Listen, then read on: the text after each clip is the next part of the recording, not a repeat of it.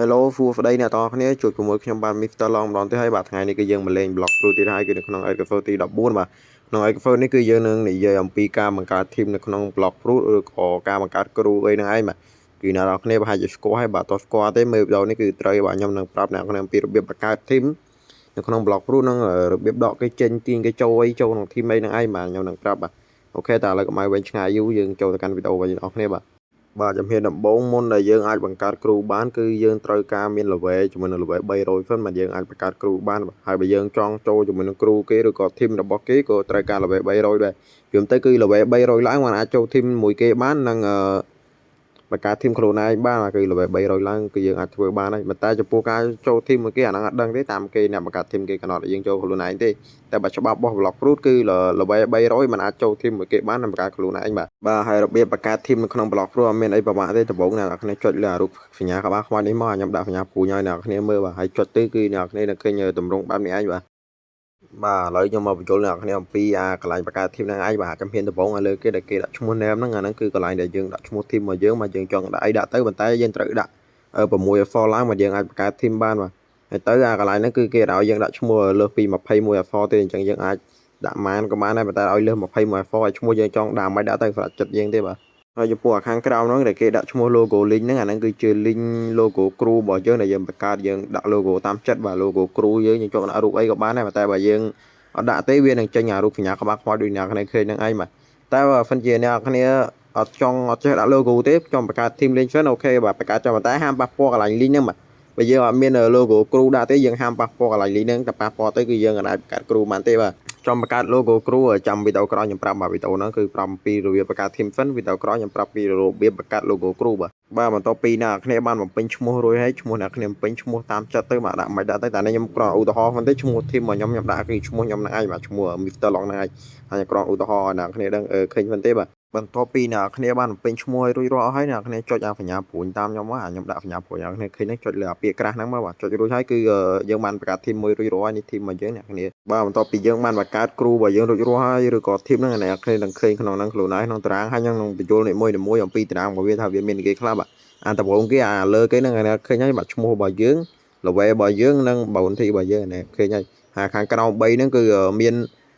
invite kit និង delete team ចោលបាទអ្នកគ្នាឃើញខ្លួនឯងកន្លែងហ្នឹងបាទហើយខ្ញុំសូមអញ្ជើញ fry ទៅកាន់អ្នកគ្នាផងព្រោះតែខ្ញុំហៅខុសបាទក៏ប៉ុន្តែក្នុង block rule ហ្នឹងអត់មានហៅ team ទេគេហៅថាគ្រូបាទគេហៅគ្រូហ្នឹងឯងបាទតែខ្ញុំវាត្រឡប់មកហើយហៅ team ហើយអញ្ចឹងវាខ្ញុំថាអ្នកគ្នានឹងយកយល់អញ្ជើញ fry ឲ្យខ្ញុំផងបាទឥឡូវយើងតវីដេអូរបស់យើងទៀតបាទអញ្ចឹងគឺខ្ញុំនឹងប្រាប់អ្នកគ្នាពីមួយជំហានទៅមួយជំហានអ្នកគ្នាងាយស្រួលយល់ណាអំពីរបៀបទាញគេចូល kit គេចេញនិង delete team ចោលបាទជំហានដំបូងរបៀបទាញគេចូល team គឺយើងចង់ទាញពីណាគេម្នាក់មិត្តភក្តិរបស់យើងឬក៏ពីណាក៏បានដែរចង់ចូល team នៅ team របស់យើងនេះកន្លែងឈ្មោះរបស់គេដាក់ឲ្យនេះឈ្មោះថា username ហ្នឹងបាទអញ្ចឹងគឺឈ្មោះ username ហ្នឹងគឺអ្នកគ្នាវាយឈ្មោះរបស់គេមកបាទហើយបើសិនជាអ្នកគ្នាអត់តន់ចេះមើលជាមួយនឹងឈ្មោះ username របស់គេទេគឺខ្ញុំនឹងប្រាប់ពីរបៀបមើលអត់មានអីបាក់បាទជំហានដំបូងអ្នកគ្នាចុចចូលកន្លែងមើល bounty នៅក្នុង block root ហ្នឹងមកហើយយើងចង់ទាញពីណាគេចូលបាទយើងមើលឈ្មោះគេមកបាទឥឡូវខ្ញុំឧទាហរណ៍ថាខ្ញុំចង់ទាញម្នាក់នេះចូលហ៎ឈ្មោះ Mr. Long ណាខ្ញុំខ្លួនឯងខ្ញុំគ្រាន់តែឧទាហរណ៍អ្នកគ្នាមើលឥឡូវយើងចុចល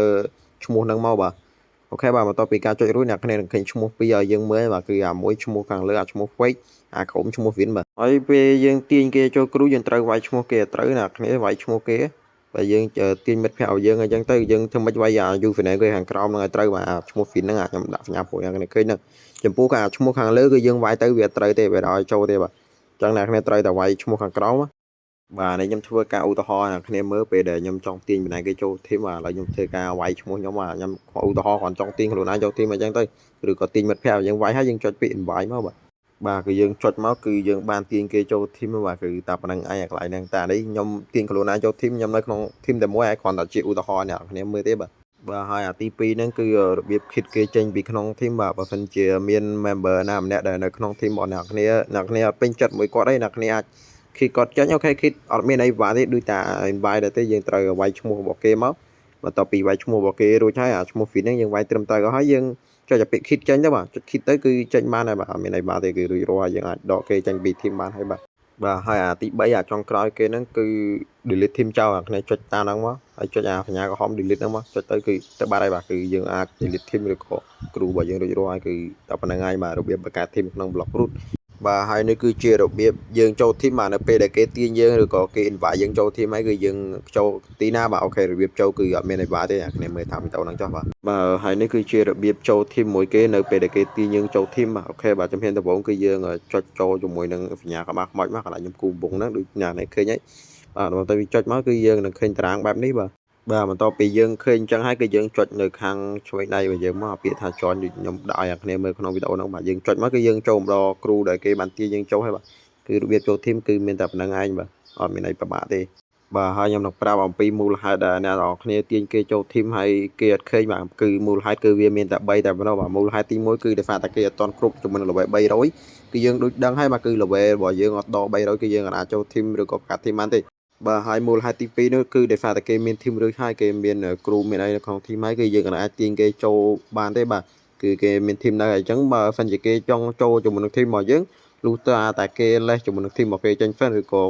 ធីមដែលគេកំពុងនៅថាគេនៅធីមនេះអញ្ចឹងទៅធីម A ចុះហើយគាត់ចង់ចូលជាមួយនឹងធីម B អូខេបើគាត់ចង់ចូលមួយធីម B លុះត្រាតែគាត់អ្នកដែលចង់ចូលហ្នឹងគឺចាក់ចេញពីធីម A ហ្វិនបាទបន្ទាប់ពីគាត់ចេញពីធីម A ហើយគឺរួចហើយបាទគឺគាត់អាចចូលជាមួយនឹងធីមB របស់យើងបានហើយដែលយើងចង់ទាញគាត់ចូលហ្នឹងហើយបាទអាហ្នឹងមូលហេតុទី2បាទហើយមូលហេតុទី3ហ្នឹងគឺគ្មានអីឆ្ងាយទេមកពីយើងវាយឈ្មោះរបស់គេត្រូវដូចខ្ញុំបញ្ជាក់នៅក្នុងវីដេអូហ្នឹងបាទអ្នកគ្នាអាចខាទៅក្រៅវិញដើម្បីមើលបានគឺនៅពេលដែលយើងវាយឈ្មោះគឺយើងត្រូវមើលច្បាស់បាទឈ្មោះខាងក្រោម username ហ្នឹងហើយឈ្មោះ feed ហ្នឹងបើយើងវាយខុសអាហ្នឹងយើង invite ទៅអត់ចូលទេថាវាយខុសឈ្មោះរូតាតែយើងវាយឲ្យត្រូវតែម្ដងខុសមក for ក៏អត់ឲ្យដែរបាទយល់ទៅតោះត្រូវ 100% បាទយើងអាចទាញគេចូលបានបាទហើយខ្ញុំសូមបញ្ជាក់មួយទៀតនៅពេលដែលយើងទាញគេចូល team គឺរូត្រាតែគេហ្នឹងនៅក្នុង server មួយយើងគេកំពុងតែលេងមួយយើងនៅ server មួយយើងបាទយើងអាចទាញគេចូល team បានបើមិនជាគេលេងនៅ server ផ្សេងយើងនៅ server ផ្សេងយើងអាចទាញគេចូល team បានទេរូត្រាតែយើងនៅក្នុង server មួយគ្នាតែមួយ server តែមួយបាទយើងអាចទាញគេចូលទេគេឃើញបានបើយើងនៅ server ផ្សេងគឺអត់អាចចូលបានទេបាទហើយវីដេអូរបស់យើងក៏មានតែប៉ុណ្្នឹងដែរអំពីរបៀបបង្កើត team ក្នុង block fruit ខ្ញុំបានបញ្យល់អ្នកគ្នារួចអស់ហើយគឺមានតែប៉ុណ្្នឹងឯងបាទហើយក្នុងវីដេអូក្រោយគឺខ្ញុំនឹងប្រាប់អ្នកគ្នាអំពីរបៀបបង្កើត logo គ្រូក្នុង game block fruit ហ្នឹងឯងបាទអញ្ចឹងវីដេអូក៏មានតែប៉ុណ្្នឹងដែរជួបគ្នាក្នុងវីដេអូក្រោយទៀតបាទបាយបាយ